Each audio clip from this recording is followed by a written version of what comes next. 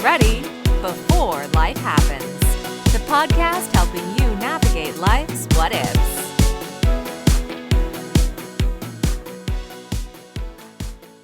When we understand how emotions and experiences shape our money decisions, empowerment follows. Welcome to Get Ready Before Life Happens. I'm your host, Tony Stewart. Today, I'm joined by DonJay Rice. DonJay, welcome to the podcast. Hey, Tony, thanks for having me. Yeah, excited. This conversation has been a long time coming. I've wanted to have you on the show for quite a long time and just hadn't made it happen. So I'm glad you're here today and excited to share your story with everyone out there. So tell us a little bit about yourself. What is your origin story? Yeah, so my origin story was one that basically had a lot of grief and childhood trauma.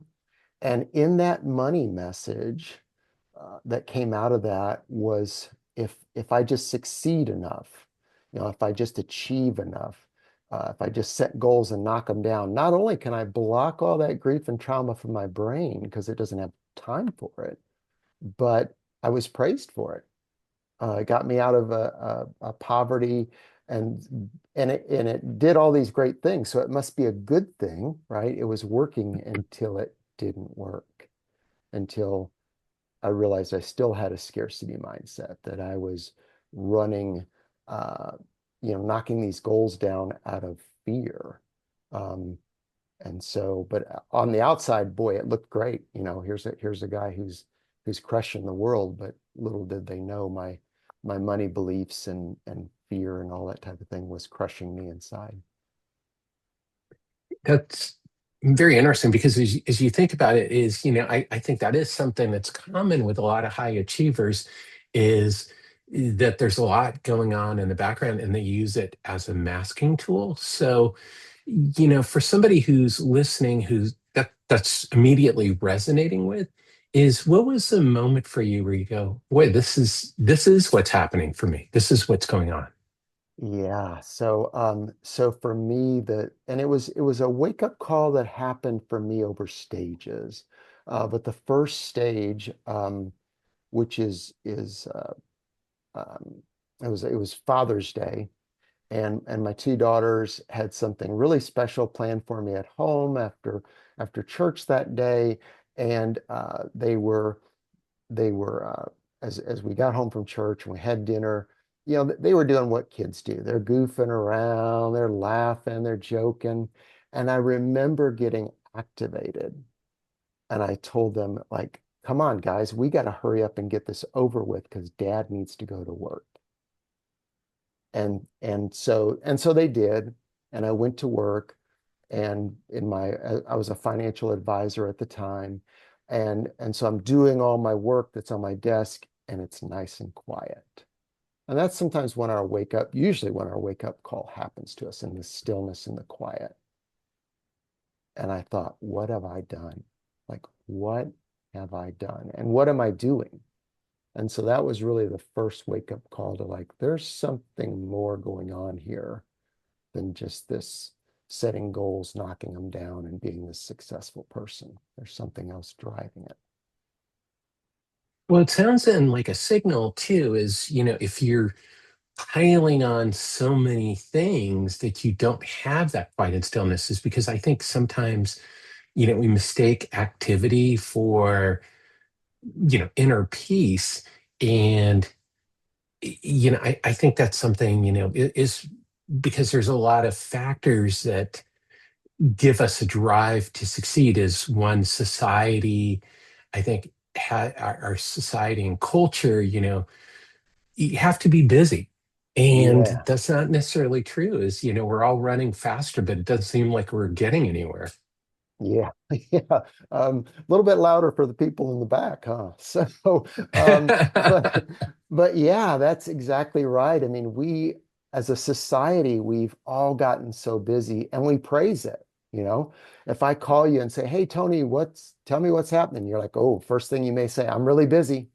Like that's something to brag about. Mhm. Like it's this badge of honor, and we really have got to. And we've gotten so busy, we don't even think about our thoughts. right? Hmm. So we don't even think about, why did I think that? Where did that come from? And so we're just reacting all day long, right?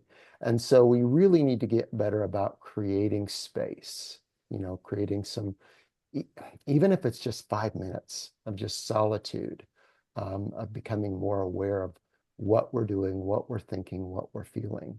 And that's how we're really going to grow, whether it be in money or relationships, um, in life.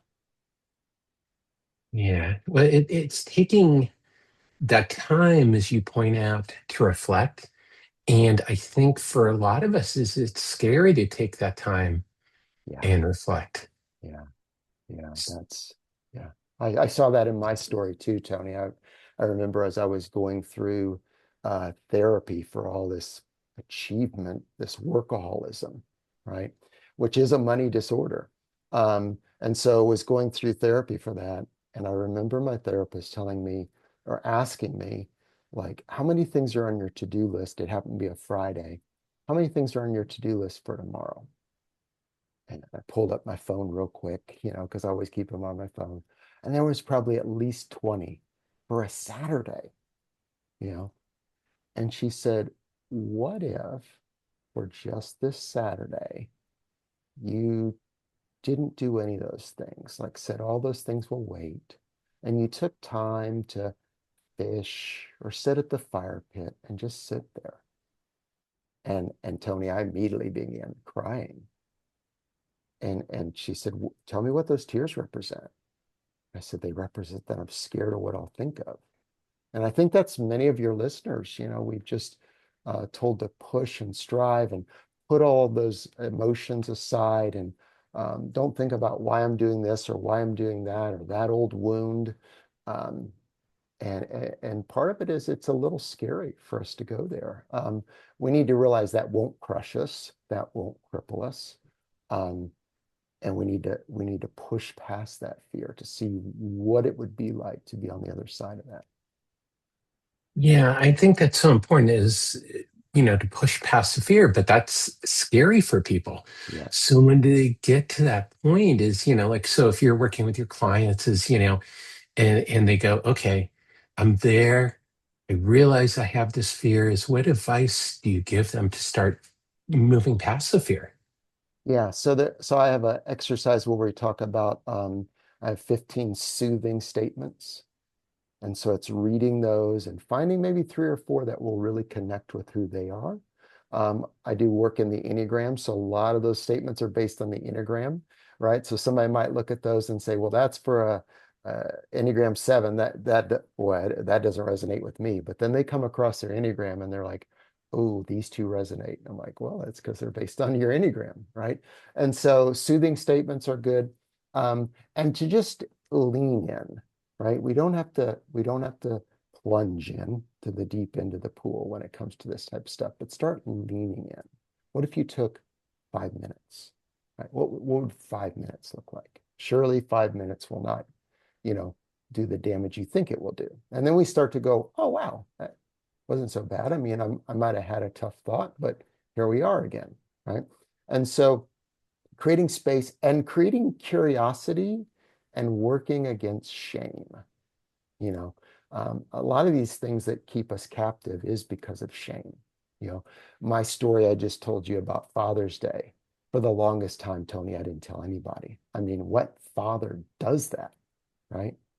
But sharing it, and the more I share it, and sharing it in this public manner right now, it dissolves all shame. Like it's out there, right? Say what you will, but then when we start to see as people go, wow, I can see, I can see how that'd be tough, right? Or I've done something similar to that, right? And so finding that group, one of the first things I work with my clients is tell me two or three friends that will call your crew, those real tight-knit people with you, that no matter what you told them, they wouldn't gasp, right? They wouldn't be like, oh my. They wouldn't try to fix it and they wouldn't dismiss it. Now let's test the waters with them. Let's share just one little thing. How did that go? Yeah, they didn't. They did what I thought they would. They didn't dismiss it. They didn't judge it. They didn't try to fix it. One of them said, yeah, me too. Okay. So, so it's really about creating space, leaning in to do that. Curiosity, just being this non-judgmental detective of ourselves, and then really working on our shame. I love that. Be a non-judgmental detective of ourselves. I'm making a note because I think that's very apt. Is that you do have to examine this, and I think a lot of us, it's scary to examine yourself because then you have to come up with reality. But also, what you said is about talking about it. Is it takes away its power, and I think Yeah, that's a big thing. Is that when we're feeling that shame, is we have to take away the power of the shame because keeping it to ourselves can sometimes be hard. And that doesn't mean necessarily for some people, like talking on podcasts, that for some people that might be a step too far. Is right. start off with therapy, start off with talking like you suggested with your trusted circle. um take that small step. And I think that's the other thing you said, is that it's all about the small steps. Right. Is you can't do this all at once. It's impossible.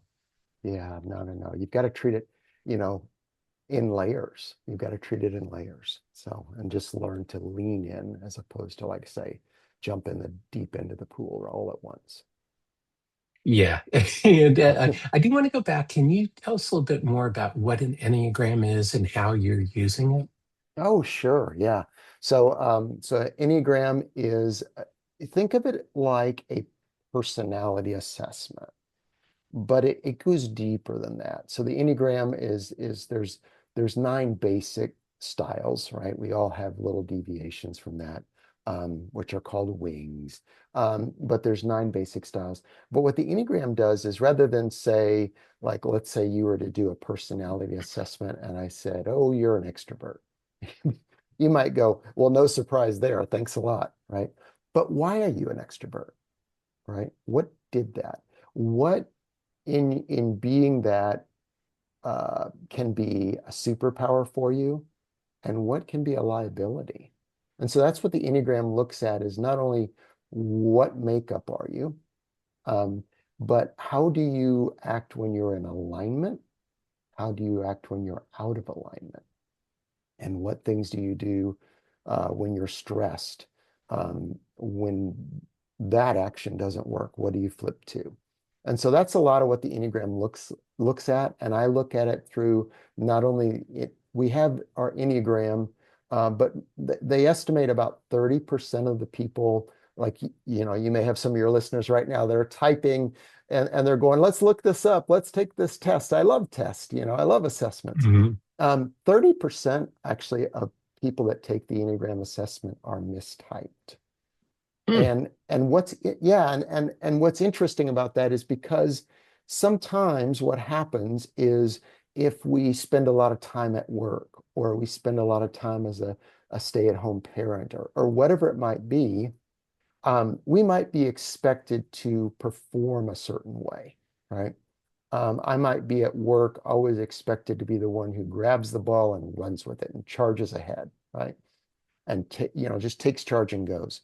And so I'll answer those questions in a way in which I mainly perform, even though it's not my go-to. And so I might say I'm an Enneagram 8. Well, what's interesting with that, I let them do the assessment, and then I take them through what I call mistyping questions. And then once we've seen, well, are they an 8 or are they a 7 with maybe an 8 wing, whatever it might be, then I take them through the Enneagram with money. This is how you behave in money if you're this Enneagram, right? And it's all kind of a funnel weeding down process. And what's interesting about that is, it's such a revealer of our true Enneagram, because a lot of us never think about how we react with money. So it's the first time my clients have ever thought of, when I'm in balance with money, when I'm out of balance with money, when I don't feel loved, I do this with money. When I don't feel listened to, I do this with money. And I've had so many clients tell me, how are you in my head so perfectly right now? It's called the Enneagram. So that's how I use it in my coaching. And then from there, finding out who we are. Okay, that's good. But then what we do is once we're in that Enneagram, can we see how that has affected our money story? Can we see maybe some past things that happened in our life that affected our Enneagram and how it all weaves together? And then working in exercises that bring us into better balance with our money and the Enneagram, along with other exercises I do with them. But that's how the Enneagram fits in. Well, that's really interesting. For everybody watching and listening, I'll have a link to where you can take the Enneagram, I guess, quiz test. I'm not sure quite the Yeah, right word, I but think they call it an assessment. So, assessment. yeah, So, and to your website, of course, so people can check it out and check out the services that you offer. But I think that this is interesting. And you said something that, I think is fascinating is that if you take the test based on the expectations that people have of you or you think they have of you, is you are going to get thrown off. And that's the key is that so many people are trying to live up to a certain role. And we talk about authenticity is huge. I did an episode just about authenticity because I think, one, you're the only person who can be yourself, and you're going to be the best at being yourself rather than anyone else. So I think it's fascinating that you're talking about that how that authenticity shows up rather than the role that you think that you're supposed to play. And I think for women especially, this is really hard because women are expected to be mothers, they're expected to be employees, they're expected to be caregivers. And so they're carrying around a lot of roles and a lot of expectations. So people have gone through this, they start to discover who they are. you know what's important to them is how do they, you started to talk about it as you create space, you reflect on it, you take a couple small steps, but that's still going to be really scary for some people sure. is, how do you start to deal with that fear and to move forward? Yeah, a big part of that is just recognizing and celebrating wins. And we are so terrible about that in our society, right? Um, and so just the fact that you're like, wow, I sat 5 minutes and it didn't crush me. I sat in solitude. That's a win. Like celebrate that, Mm. right? But our negativity bias, right, has us so focused on what's wrong that we don't even give space for the wins. So we've got to celebrate the wins. I had a coach tell me at one point, I had a business coach, and he said, celebrate any and all improvement. And if we just recognize, like, hey, wow, I didn't know this about myself yesterday. I understand that today. I don't know what I'm going to do with it yet, but I recognize it. That's a win. That's a win, right? We should celebrate that.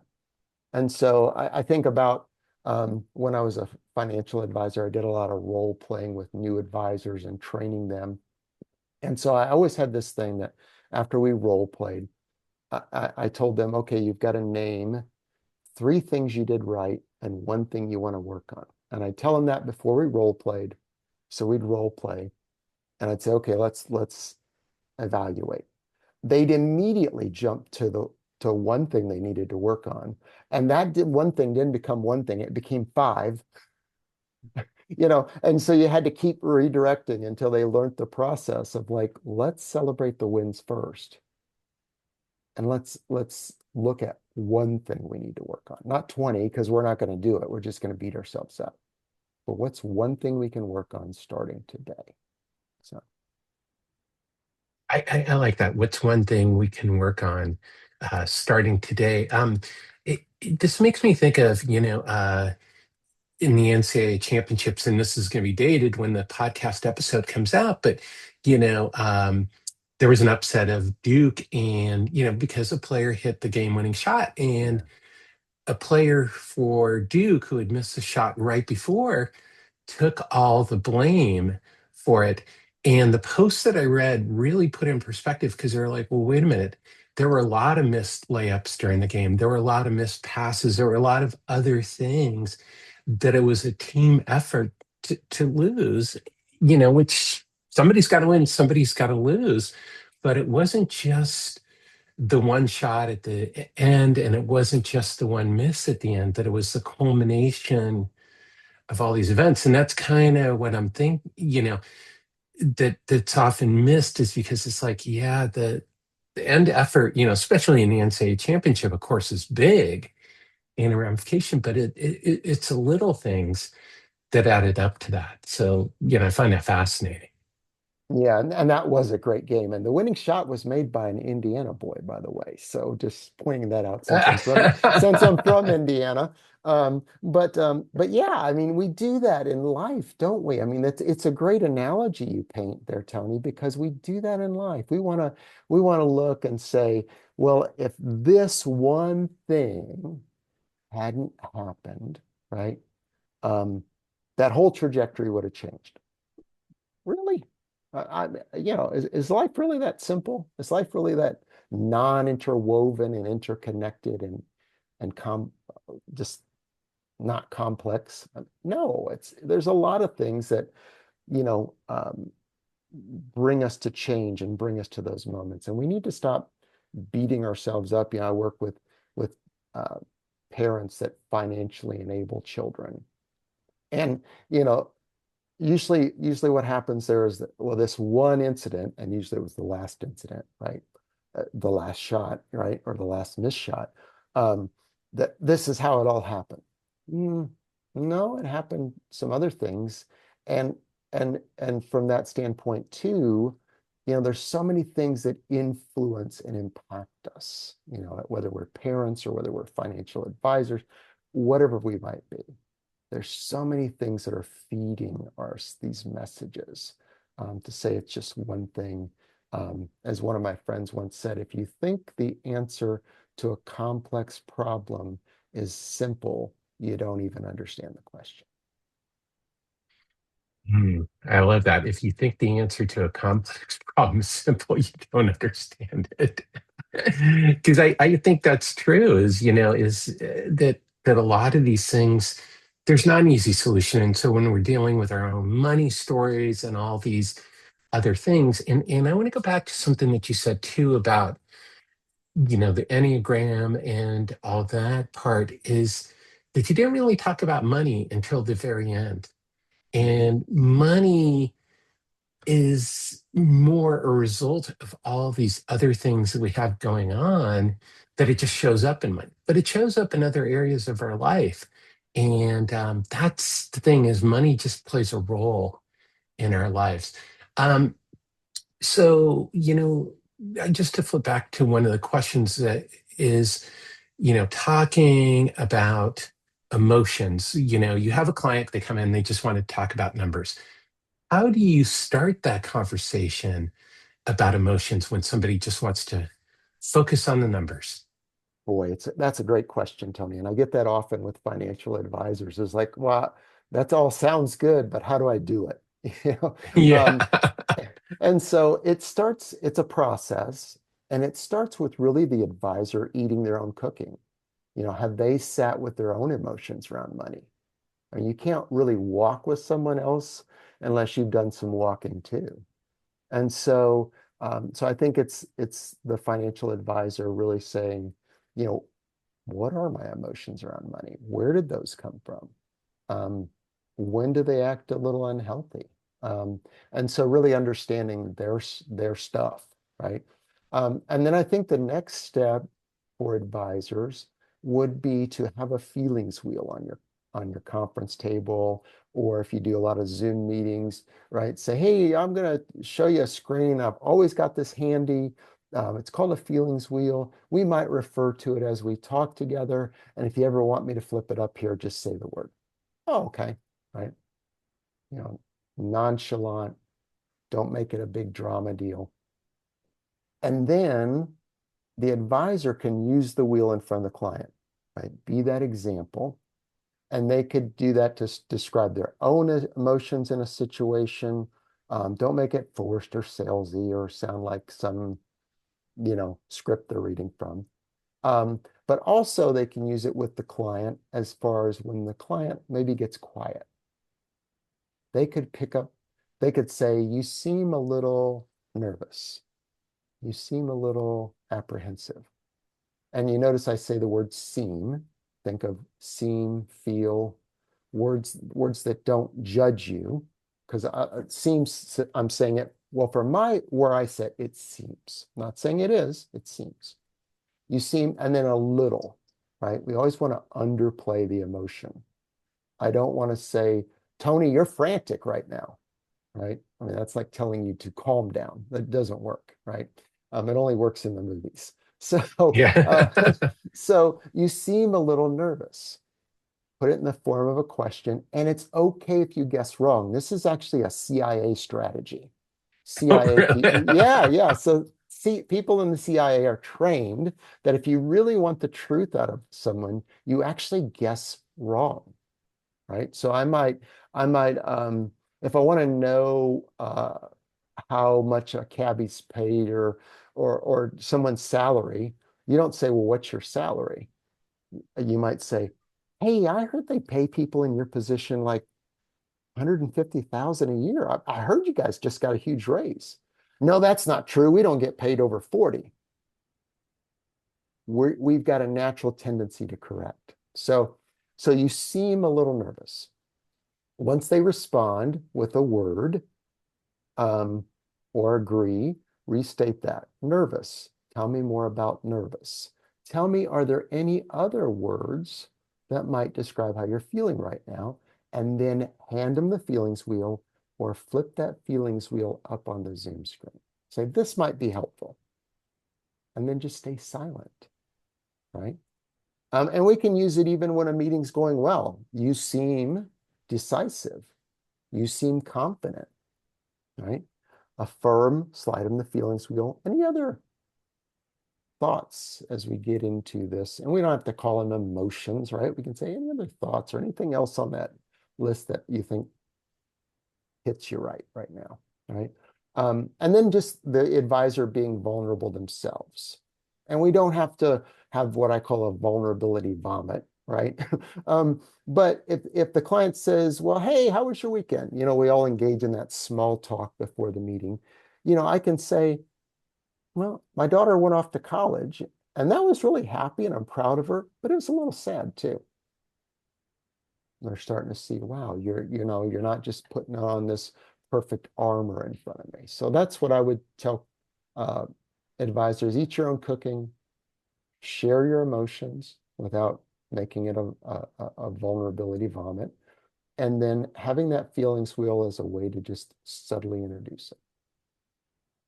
Yeah. Well, I want to walk back to one thing that you Yeah, said is staying silent in conversation. Silence is a superpower, and listening. And that's something I've learned as a podcast host is to try to stay silent for a couple beats after a guest says something, because so often I won't wait and try to bump in and the guest is going to say something else. And so, that comes through in any communication, is that if you're silent, sometimes people fill that silence or they're still processing what they want to say. So, when you stay silent when you're working with a client, that's really when you're going to learn something. yeah, yeah. And for those that it's uncomfortable with, they say, wow, I don't know if I can do that. Just announce at the start of the meeting, hey, Tony, this is the way I work. And one thing I really want to make sure I do is I want to have some silence in the room. And Tony, that's not to make it uncomfortable for you in any way, but I think giving my clients the time to think, process, and respond, I believe that's important. Would you tend to agree? You're going to nod your head as you're doing right now, right? And then, wow, now I've committed to it.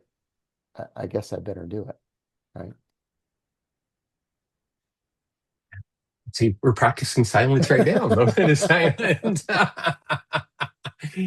So one thing I want to talk about, one last topic before we start to wrap up Sure. and it's about scarcity. And you mentioned that at the very beginning, and that is a place that a lot of us come from that lead to a lot of issues, both in our life as well as with our money. So, you know, how do people start to make that switch from a scarcity mindset to an abundance mindset? Because it's so popular, everybody's like, oh, we got to talk about abundance. But Yeah. what does that actually mean? And how do we actually start to make that shift? Yeah, I think it's for my clients that I work with, it's helping them recognize, well, where did that come from? You know, I believe in order to rewire, reprogram our behavior, we've got to find the root of it, right? And so was that scarcity mindset an event that I'm still reacting to in my mind, right? Was it the time our family was homeless? That in my mind, anytime there's this fear of lack, my mind says you're not safe, right? Um, or was it something an important figure in my life told me growing up? You've got to work hard because they'll always pull the rug out from underneath you or whatever, right? Where's that coming from? Right?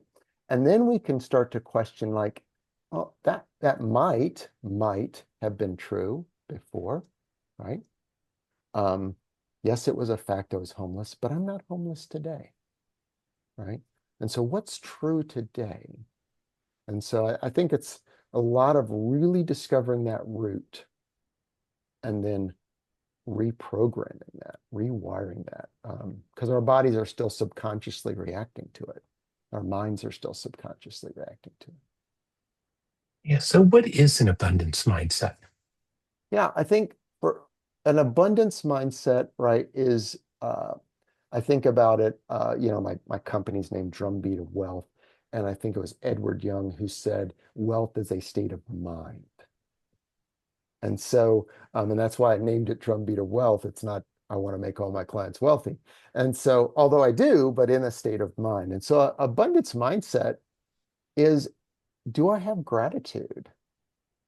You know, am I recognizing the good things that are going on in my life? Am I thankful for those? And what's really important to us as human beings? You know, as humans, we are wired for connectivity. We were wired for compassion. We were wired for love. And so where is gratitude in my life? Where is generosity in my life? Where is connection in my life?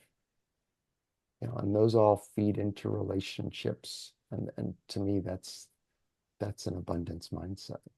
It's centered around those three.